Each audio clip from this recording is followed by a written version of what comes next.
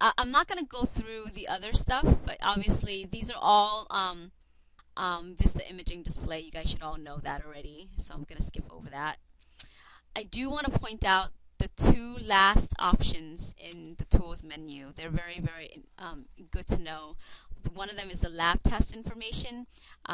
If you ever wanted to know what's in a particular panel for any nurses on the call or any providers, if let's say you wanted to know what a CBC panel consists of. Oh, sorry. Let's do cholesterol, for example. Cholesterol. What's in there? What's the range?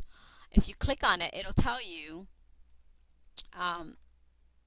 what the sample, the color band. It'll tell you what the normal range is. It'll tell you the interpretation sometimes. It depends on what the test is. It'll tell you the type of specimen, just for guidance, just for reference. So it's a really good tool for anybody who wants to have a question about what type of lab test this is, or what's involved, or what's included in it. The other option, and this is the most important one of the tools menu, and it's the last one on the list, is the options menu. And from here, you can do a lot of things. You can assign a view alert surrogate. So in other words, if you're going to be going on vacation and you have a patient panel that you care for, you need to assign a surrogate to receive all of your view alerts, right? This includes any nursing staff that's going on vacation, or even administrative staff that receive or processes consults. You guys need to assign a view alert surrogate. You would put in whoever's going to be covering for you, and then make sure you put in a date range, because if you don't, that person will receive all your view alerts until the end of time. So the date range would be the start date of when you're going on vacation. It starts at midnight through the stop date is going to be midnight of the day that you come back, okay? Or you can just select the time frame as well. So let's say I'm going to be out today from 4 o'clock.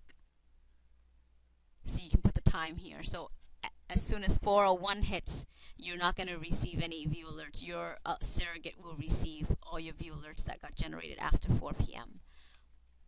And then the end date would be, when are you coming back? So if you're coming back on 7:30 or 7 a.m. on June 12th, then you would put the stop date as June 12th at 7 a.m. So then at 7:01, you'll start receiving all of your view alerts again. Okay?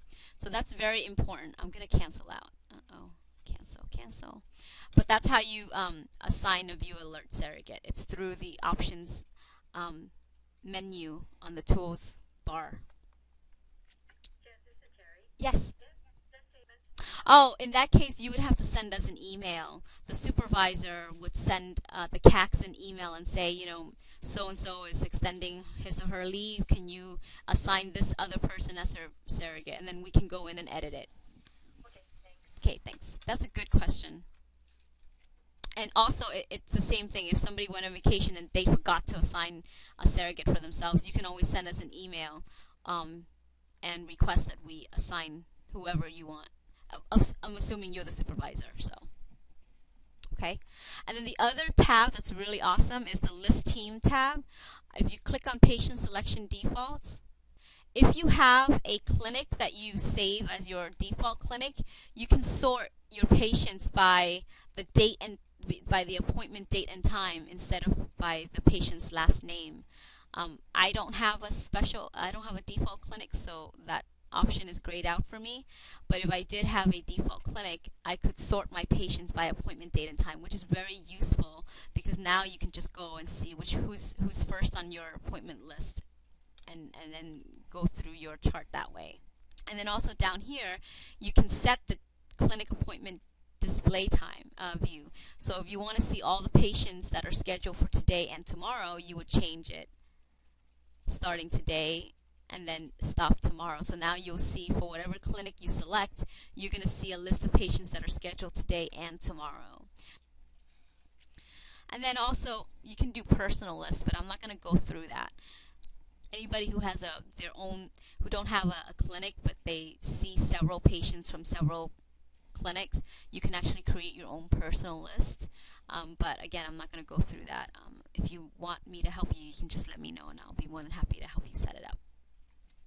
The Notes tab, this is really cool too because you can set up the default list of progress note titles that you'll be writing most often. So for example, if I'm a nurse down in module 3 and I have 15 different note titles, right? Nurses have like so many note titles. So what I could do is I could go in here, click on document titles.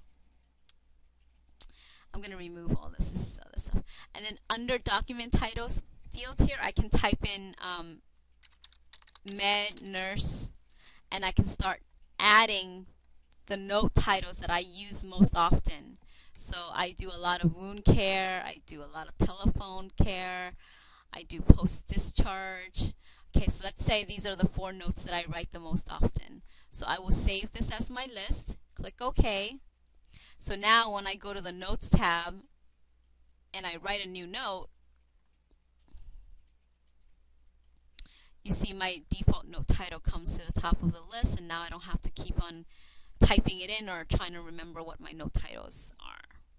So the options menu is really, really important.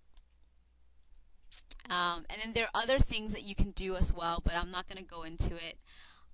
It's not quite as important for you to know, but play with it and see if you have time. But that's pretty much the tools menu.